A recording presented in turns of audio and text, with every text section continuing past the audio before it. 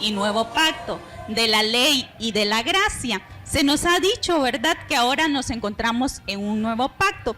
Y esto mismo también lo podemos encontrar en la Biblia, ya que existe un Nuevo y un Antiguo Testamento. En el Antiguo Testamento y en el Antiguo Pacto, que se podría decir, existían 613 leyes, 613 mandamientos, los cuales fueron escritos en piedras. ¿Para qué? Para que todo el pueblo de Israel supiera qué era lo bueno y qué era lo malo, qué era lo que se tenía y lo que no se tenía que hacer. ¿Y por qué se hizo esto? Porque anteriormente en el Antiguo Testamento aún no había venido el Espíritu Santo. El Espíritu Santo vino a redarguir, a exhortarnos, a enseñarnos sobre todo qué es lo bueno y qué es lo malo. Entonces, por eso anteriormente Jehová había dictado cada una de las leyes de lo que se tenía que hacer. Había dado pasos a seguir de cómo se debía de comportar el pueblo de Israel dentro de la casa de oración, dentro de sus casas, con su prójimo, así sucesivamente. Pero luego de la venida de Jesús, todo esto cambió. Automáticamente se redució la ley a dos pasos, el cual es amar a Dios sobre todas las cosas, y el segundo, amar a nuestro prójimo como a nosotros mismos. Porque con estas dos leyes estamos cumpliendo automáticamente las 613 que él ya había dictaminado, porque era: no matarás, no robarás, y que sobre todo no tuviéramos dioses en vano. Entonces, con estas dos nos están diciendo las 613. ¿Por qué? Porque alguien que ama a su prójimo automáticamente no le va a robar y no va a atentar contra su vida. Alguien que ama a Dios va a amar todo lo que Dios creó, va a amar toda la creación de Dios. Entonces, por eso es de que nosotros decimos de que ahora estamos viviendo el nuevo pacto. Pero en ningún momento se ha dicho que el antiguo pacto o las antiguas leyes no las tomemos en cuenta, porque automáticamente Jehová dice: el que me ama a mí, ama mis mandamientos, ama mis estatutos. Y por eso es de que Jesús, él vino no a cambiar, no a modificar, no a enseñar otra religión, sino a cumplir las verdaderas leyes como Jehová quería que las cumpliera. ¿Y por qué decimos de que él vino a cumplirlas como el Padre quería que las cumpliera? Dentro de las 613 leyes había un día de reposo. En este día de reposo no podían hacer absolutamente nada que no fuera adorar a Dios y estar delante de su presencia, levantar ayuno. En este día no se podía trabajar y no se podía incluso realizar ninguna otra actividad. Pero esto lo encontramos en el libro de Lucas, en el capítulo 14, en el versículo 1 al 6, y dice: aconteció un día de reposo, que habiendo entrado para comer en la casa de un gobernante que era fariseo, estos lo acechaban, y he aquí estaba delante de él un hombre hidrópico. Hidrópico quiere decir alguien que padece de hinchazón, de retención de líquidos. Y entonces Jesús habló a los intérpretes de la ley y a los fariseos, diciendo: ¿es lícito sanar en día de reposo? Mas ellos callaron, y él tomándole le sanó y le despidió. Y dirigiéndose a ellos dijo: ¿quién de vosotros, si su asno o su buey cae en algún pozo, no lo sacara inmediatamente, aunque sea día de reposo? Y no le podían replicar a estas cosas. Esto quiere decir de que anteriormente todos se jactaban que cumplían las leyes, aparentemente. Pero cuando Jesús vino, él vino a enseñar que hay excepciones, que hay cuestiones como, por ejemplo, sanar. No vamos a esperar de que sea después del día de reposo para sanar a alguien. Si nuestro hijo está enfermo, vamos a esperar nosotros para que sea el día apto. En cambio, estas personas, los fariseos, ellos decían de que debían de esperar hasta que pasara el día de reposo para que se pudiera hacer las cosas. Entonces Jesús vino a enseñarnos de que que el Padre no quiere en sí que nosotros aparentemos serle fiel, sino que le seamos fiel por fuera, pero más le interesa que le seamos fiel por dentro, en nuestros sentimientos, en nuestro corazón, que esa fidelidad la demostremos en Él. ¿Y por qué se le va a demostrar fidelidad? Porque el que ama al prójimo, lo ama a Él, ¿verdad? Entonces Jesús dejó a estos prácticamente que callados, porque dice la palabra, y no le podían replicar a estas cosas, porque sabían que Él estaba haciendo lo correcto, ¿verdad? Porque Jesús, Él fue un hombre sin mancha, es la versión del Padre hecha hombre, pero sin mancha. En la Biblia nos podemos dar cuenta de que hubieron grandes personajes como Moisés, como Josué. Cada uno tuvo aptitudes muy buenas, pero vemos de que fallaron en algunas cosas. Más en los libros de Mateo, que se habla de, el libro de Lucas, que se habla de Jesús, podemos ver que Él todo lo hizo perfecto, sin mancha. ¿Por qué? Porque Él es la presencia viva del Padre. En el libro de Mateo, en el capítulo 27, versículo 51, dice ahí, y es ahí donde vamos a basar el fundamento de este tema. Y he aquí, el velo del templo se rasgó en dos, dice, de arriba a abajo, y la tierra tembló y las rocas se partieron. Hemos escuchado muchas veces este versículo bíblico, pero realmente le hemos puesto la atención que se merece, porque muchas veces leemos, pero muchas veces no comprendemos. Aquí se refiere a un velo que estaba colocado dentro del lugar santísimo, el lugar santísimo donde se encontraba el arca. El arca era la presencia viva, el símbolo de la presencia viva de Jehová aquí en la tierra. Entonces, para entrar al lugar santísimo, primero había un atrio. Después del atrio estaba el lugar santo y después estaba el lugar santísimo. Entonces, dice la palabra que cuando Jesús falleció, este velo se rasgó desde arriba hacia abajo. Y esta simbología se muestra claramente que el interés de que nosotros tuviéramos relación con el lugar santísimo era del Padre, porque fue rasgado desde arriba hacia abajo. Muchas veces tuvo que haber sido rasgado de abajo hacia arriba, porque hubiéramos sido nosotros los primeros en querer establecer, porque somos nosotros los que lo necesitamos a Él. Pero Él fue el que dijo, vengan a mí, acérquense, porque a este lugar santísimo únicamente podían entrar los sumos sacerdotes, personas que estaban realmente dedicadas al Padre, porque las que no estaban así, automáticamente fallecían en este lugar. Nosotros nos hemos preguntado por qué vino Jesús a la tierra, ¿por qué Jesús vino a la tierra? Pues eso nació en el corazón de Jehová, al ver que cada una de las leyes que había establecido, que cada una de las cosas que Él había dicho, pues los seres humanos siempre las desviábamos, porque eran varios proyectos los que Él ya había mandado a la tierra, ¿verdad?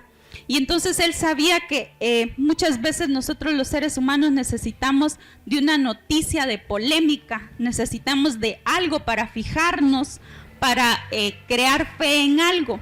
Y pues Jesús, Él hizo grandes milagros, Él sanó, Él liberó, Él resucitó a Lázaro, hizo grandes proyectos, cumplió con cada una de las cosas encomendadas por el Padre.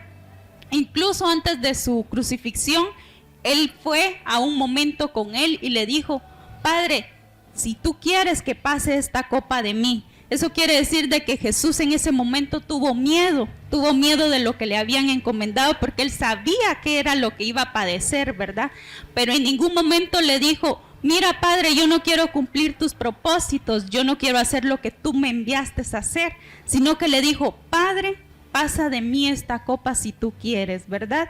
Y cuando Él expiró su último aliento, Él dijo, Padre, perdónalos a todos porque no saben lo que hacen. Entonces ahí podemos ver el gran corazón que tuvo Jesús y el tanto amor que que Él tuvo hacia nosotros, y por eso sigue siendo aún noticia nueva para muchas personas, porque aún ya estamos a 2018 años de que Él falleció, y nosotros aún seguimos hablando. Falleció terrenalmente, pero sabemos de que Él vive y reina, ¿verdad?, a la diestra del Padre.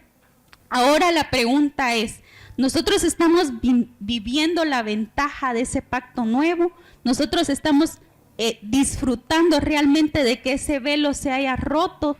¿Estamos entrando nosotros realmente al lugar santísimo o únicamente nos estamos quedando en el atrio? Como decía el salmista, vengan a los atrios con gratitud. ¿Por qué decía él a los atrios? Porque era el único lugar al que podíamos llegar, era el único lugar a donde nosotros podíamos ir a hacer una ofrenda, porque no se nos permitía entrar más hacia adentro. Entonces, realmente estamos nosotros tomando en serio esos beneficios, ¿verdad? Entonces ahora yo les voy a platicar cómo podemos llegar al lugar santísimo. Les había comentado que estaba el tabernáculo. El tabernáculo estaba compuesto por atrio, lugar santo y el lugar santísimo. Ahora, en la actualidad nosotros hemos dicho muchas veces, es que el tiempo de sacrificio ya expiró, ya se terminó. Sí se terminó de una forma física, en la cual era que se mataban corderos, se sacrificaba, se ponía esta carne y se ponía a asar y que ese olor subiese hacia la presencia de Dios. Ahora los sacrificios que el Padre pide son de corazón, son de amor, son de gratitud hacia Él. Entonces esto quiere decir de que ahora el tabernáculo somos nosotros. El tabernáculo somos nosotros. El atrio es nuestro cuerpo, es el lugar físico. El lugar santo es nuestra alma, que es lo que a Él importa que sea más espiritual y menos carnal, porque muchas veces nos cuesta aprender lo malo y desaprendernos nos cuesta aún más, y aprender lo bueno nos da entre veces como cierta, ay no, es que, ¿qué va a decir la gente de mí? Que me estoy volviendo cristiano, como que se van a aprovechar de mí, decimos muchas veces. De ahí tenemos lo que es el lugar santísimo, que es nuestro espíritu. Ese espíritu que comienza a tener sentido únicamente cuando tenemos el encuentro con Él, ese encuentro personal con el Espíritu Santo, con el Padre y con el Hijo. Entonces ya les expliqué que ahora el tabernáculo somos nosotros, el atrio, nuestro cuerpo, el lugar santo, nuestra alma, y el lugar santísimo, nuestro espíritu.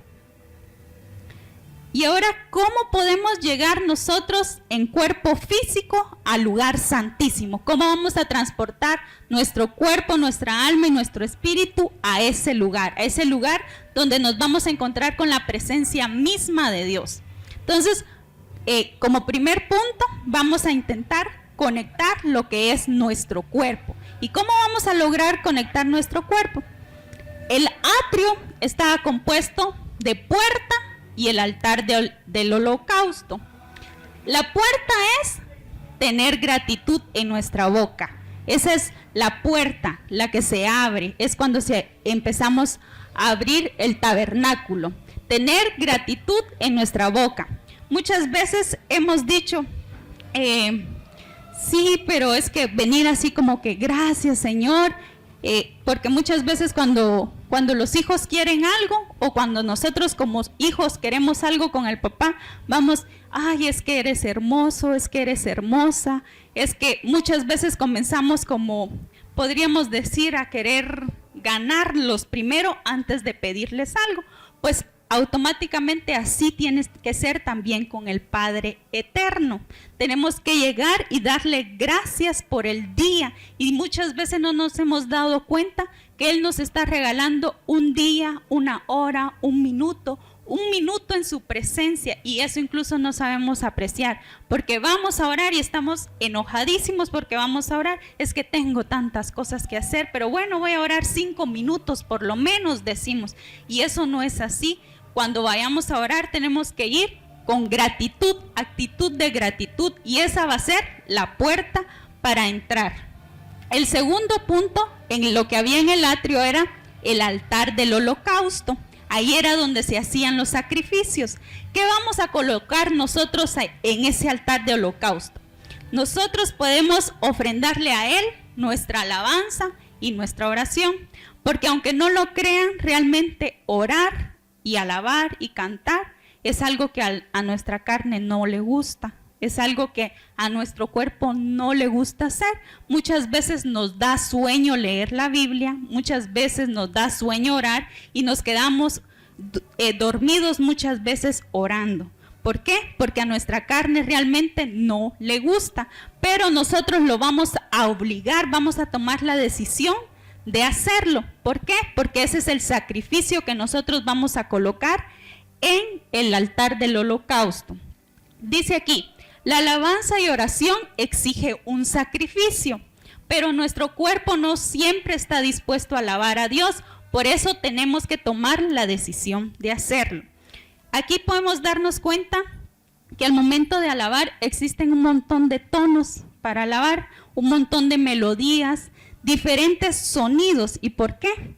Porque primero vamos a conectar lo que es el cuerpo, primero vamos a conectar nuestro cuerpo y como somos seres únicos, hay diferentes músicas que nos gustan. Por ejemplo, a uno les gusta adorar con música tranquila, con música que transmite paz. A otros les gusta ya con alabanzas que tengan más sonido. Entonces, por eso es que existen diferentes tonos de alabanza, porque cada uno nos vamos a conectar de diferente manera, porque somos seres únicos. Y hay a muchos que nos gusta orar hablando, como que si estamos hablando, y hay otros que se conectan de una forma con la boca en silencio y la mente hablando. Entonces, aquí es donde existe que nosotros tenemos diferentes formas de ofrecer sacrificio, pero eso no quiere decir de que Jehová no lo vaya a aceptar. Entonces, ya que logramos atravesar la puerta, colocar en el altar del holocausto nuestro sacrificio,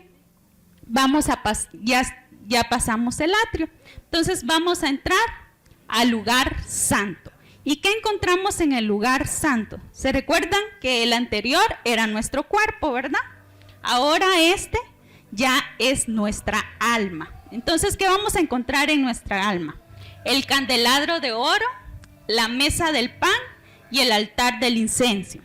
¿Qué significa el candelabro? El candelabro significa nuestra mente. ¿Qué quiere decir esto? Que en nuestra mente tiene que haber luz y no obscuridad, que nuestros pensamientos tienen que ser de paz y no de negatividad, que debemos de estar siempre pensando en el pro de lo que Dios quiere de nosotros y no en lo que nosotros muchas veces queremos hacer, porque en su palabra dice, hay caminos que al hombre le parecen rectos, pero su final es de destrucción, y esto quiere decir de que el proyecto de Dios siempre va a ser el perfecto para nosotros y no el que nosotros pensamos perfecto.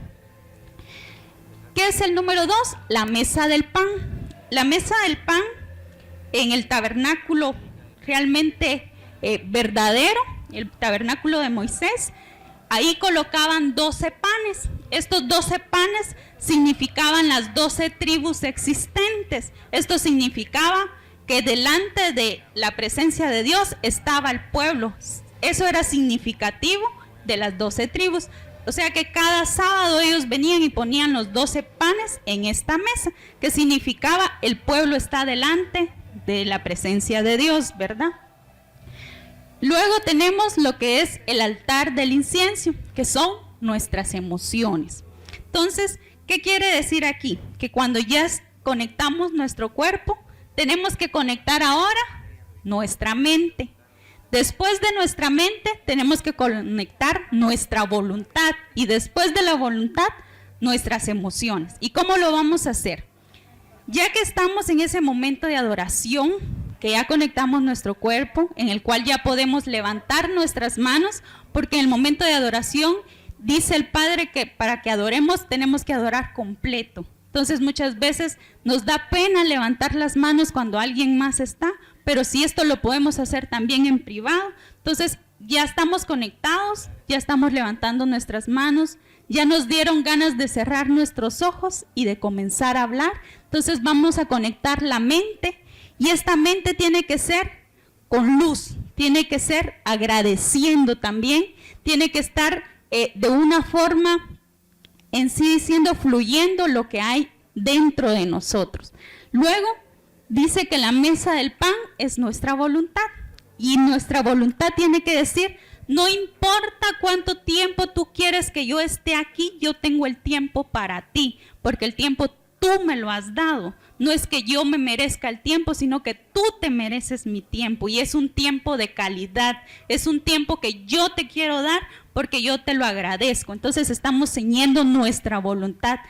El Padre nuestro dice esto, ¿verdad? Hágase tu voluntad, la tuya, no la mía, ¿verdad? Y muchas veces cuando estamos en ese momento de adoración, estamos, sí, pero ahora me recuerdo que no me has contestado la oración que te hice hace 3 días.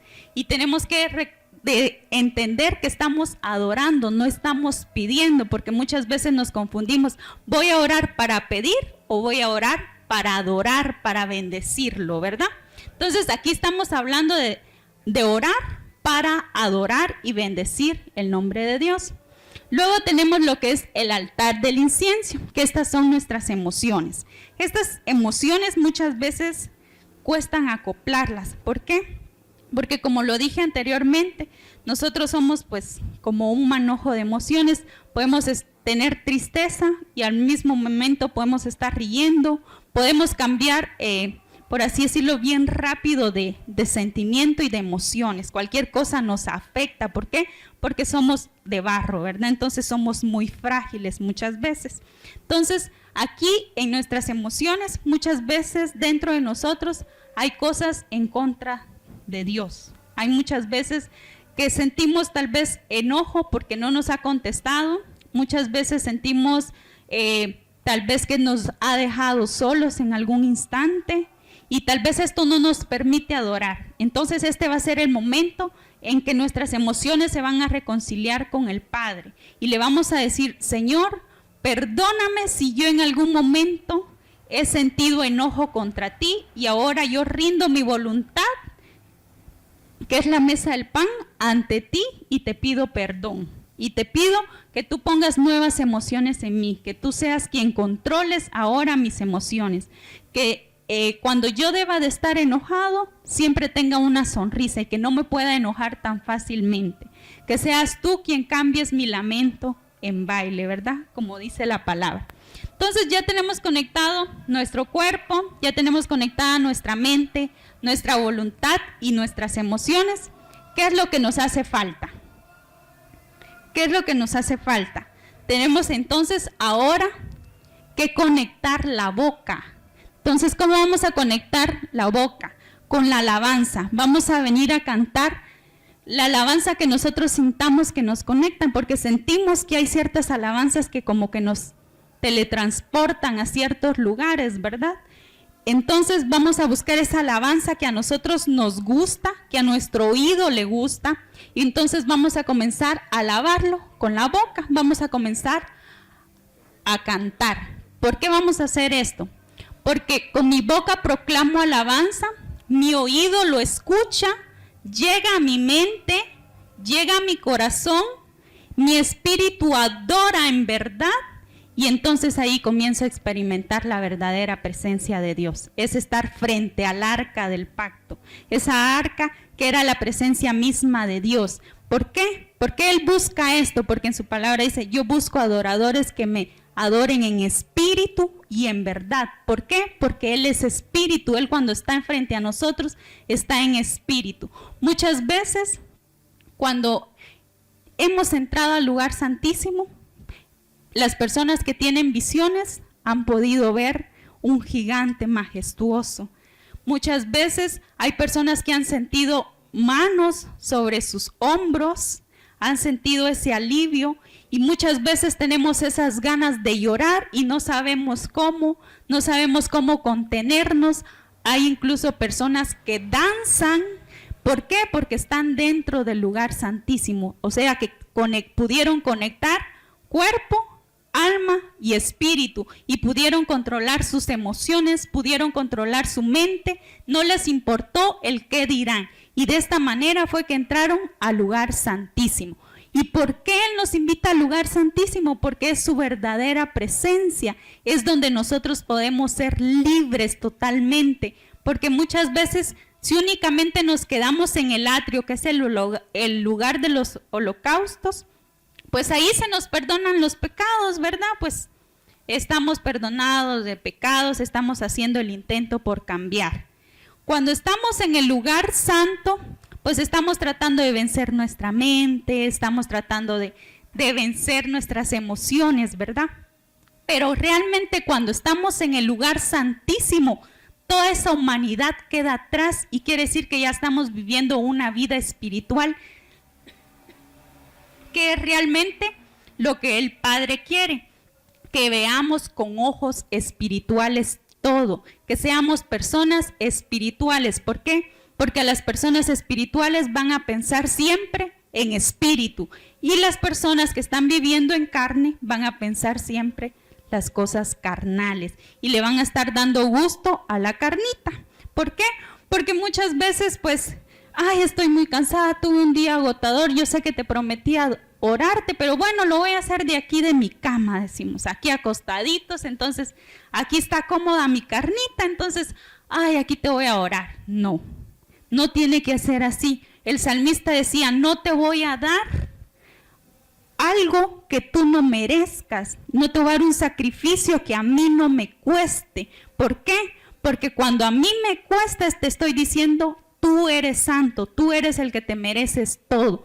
¿Por qué? Porque cuando lo hacemos a medias, Él sabe que nosotros lo estamos haciendo a medias, porque Él sabe nuestra capacidad, porque Él sabe medir nuestras fuerzas y sabe que aún tenemos fuerzas para seguir.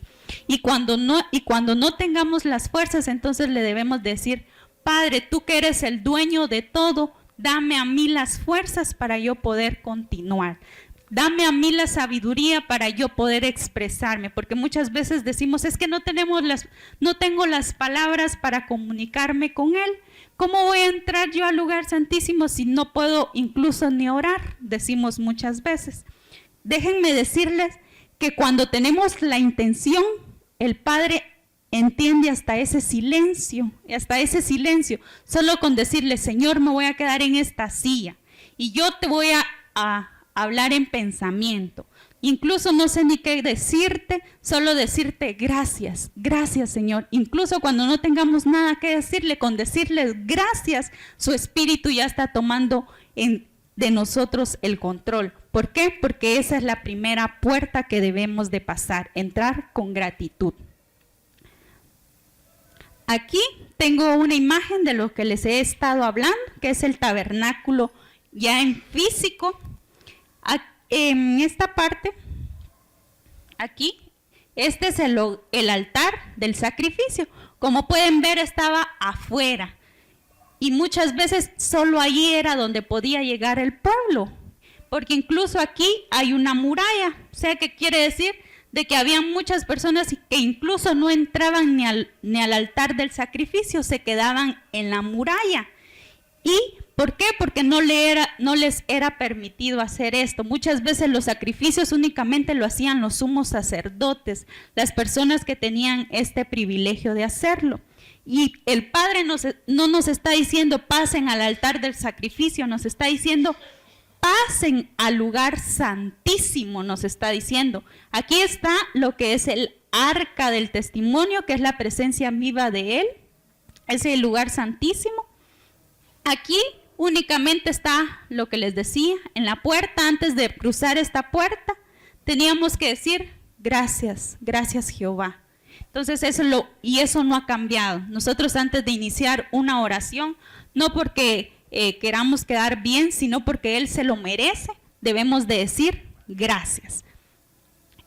Luego tenemos lo que es el lugar santísimo. Aquí tenemos lo que es el candelabro, el lugar del incienso, y tenemos lo que es la mesa donde estaba el pan, que es lo que les dije, que era nuestra mente, nuestras emociones. Ya luego, este fue el velo que fue roto. Este fue el velo que Él destruyó como símbolo de decir, pasen, dejemos atrás todo, pasen hacia mi presencia. Lo único es de que ahora yo exijo sacrificios pero de corazón. Sacrificios no porque, yo quiero ofrecerte un sacrificio y voy a matar a un borreguito que no tiene ni culpa, ¿verdad? A él le interesa ahora sacrificios de que en realidad nosotros nos sintamos delante de él, porque no sé si a ustedes les ha pasado, pero a mí, cuando yo hago muchas veces tal vez algo indebido o digo una palabra que no debiese de decir, siento esa culpa dentro de mí, siento ese sentimiento de que hubiese mejor callado. Y paso casi que todo el día triste o muchas veces como atormentada, y ese sentimiento de culpa no se me va hasta que voy muchas veces a orar. Y yo sé que eso es un privilegio grande, porque en el Antiguo Testamento las personas no podían sentir eso. Estaba el Espíritu Santo que dicen que se movía sobre las aguas, pero ahora el Espíritu Santo se mueve dentro de nosotros, se mueve en nosotros, y es el que nos redarguye y es el que nos está diciendo, aprendamos la lección, lo que hiciste hace un momento no estuvo bien, te tienes que arrepentir, aprender la lección y no volverlo a cometer. Y por eso es que sentimos ese espíritu de culpa y esas ganas de llorar, porque muchas veces nos dejamos vencer por las emociones, nos llevamos muchas veces por la humanidad que en realidad tenemos y que muchas veces es la que nos hace pecar. Entonces, aquí podemos ver en exactitud cómo era el tabernáculo. Y él ahora nos dice que nosotros somos su tabernáculo. Entonces tenemos que cuidar nuestro cuerpo y aprender a adorarle con nuestro cuerpo. Que no nos dé pena quien esté a la par de nosotros. Que no importe quién nos esté viendo. Que no importe qué digan, si cantamos bien, si desafinamos, si no tenemos buena voz. No nos debe de importar eso. Si el que está a la par mía no quiere adorar, ese no es mi problema. Yo voy a adorarte con mi cuerpo, te voy a adorar como tú te lo mereces. ¿Y cómo es? Con el cuerpo, con el alma y con el espíritu, ¿verdad? Entonces, aquí en el libro de Hebreos, en el capítulo 10, el versículo 19 al 22 nos dice: así que, hermanos, teniendo libertad para entrar en el lugar santísimo por la sangre de Jesucristo, por el camino nuevo y vivo que Él nos abrió a través del velo, esto es de su carne, dice. Y teniendo un gran sacerdote sobre la casa de Dios, acerquémonos con corazón sincero, en plena certidumbre de fe, purificados los corazones de mala conciencia y lavados los cuerpos con agua pura. Aquí nos da prácticamente las instrucciones que yo les he comentado, ¿verdad? Dice, acerquémonos con corazón sincero, en plena certidumbre de fe, purificados nuestros corazones de todas las emociones malas, de todo aquello que no nos deja avanzar. Y purificado nuestro corazón de mala conciencia, y que lavemos nuestro cuerpo. ¿Y cómo vamos a lavar nuestro cuerpo? Entregándolo y exponiéndolo ante Él, ¿verdad? Te entrego mi voluntad, te entrego mi cuerpo, te entrego mi vida, te entrego mi ser. Esta persona que tú ves aquí ya no es más Helen, sino que es ahora tu hija, tu sierva, haz de mí como tú quieres.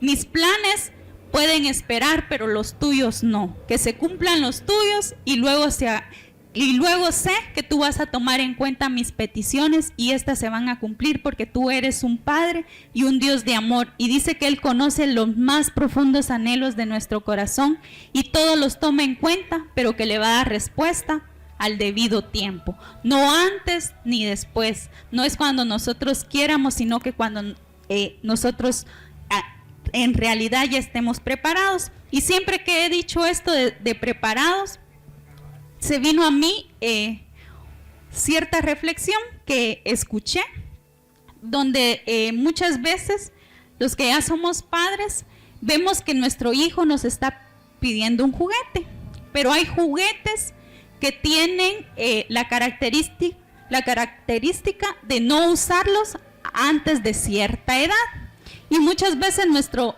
hijo no tiene la edad de ese juguete, Pero el hijo, como está llorando y muchas veces está hasta haciendo berrinche por ese juguete, muchas veces los padres pues accedemos a dárselo.